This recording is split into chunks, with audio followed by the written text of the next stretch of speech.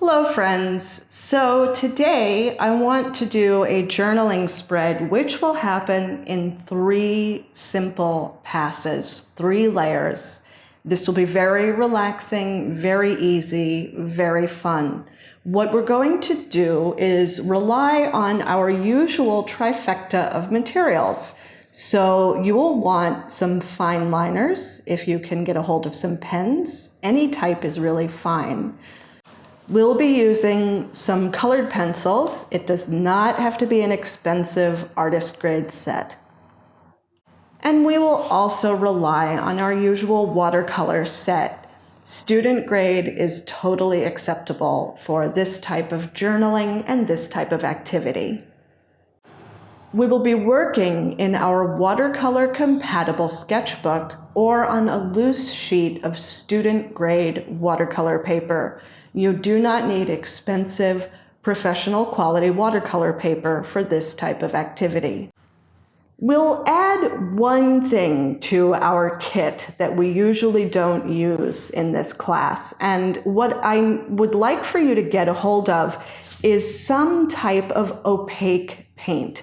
So you might want to use a craft acrylic paint, such as this gray matte acrylic by Blick.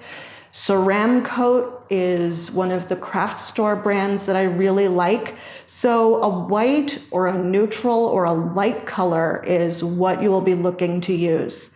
When you add acrylic into the mix, make sure that the brush you use with acrylic paint is number 1, dedicated to acrylic rather than watercolor, and number 2, not too terribly expensive.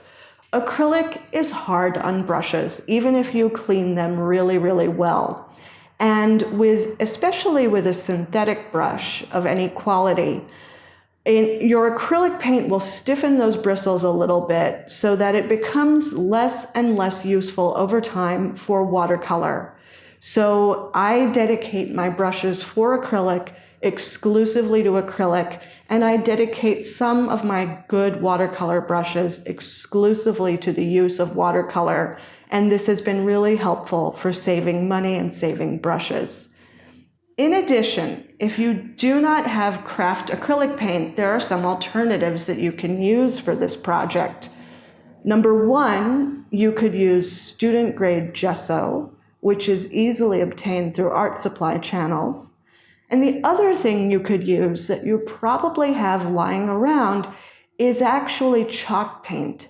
So chalk paint and gesso are formulated in a very similar way, if not identical in some cases. If you have white chalk paint, bring that along. That will work perfectly in this project. You'll need some water to clean your brushes with, and for this project, it is super helpful today to put some of your water into a little spray bottle or a little mister of some sort. Other than that, just bring along a watercolor brush of any quality and any size that you like to use. With that kit, you'll be ready to complete this project and have a great time doing it.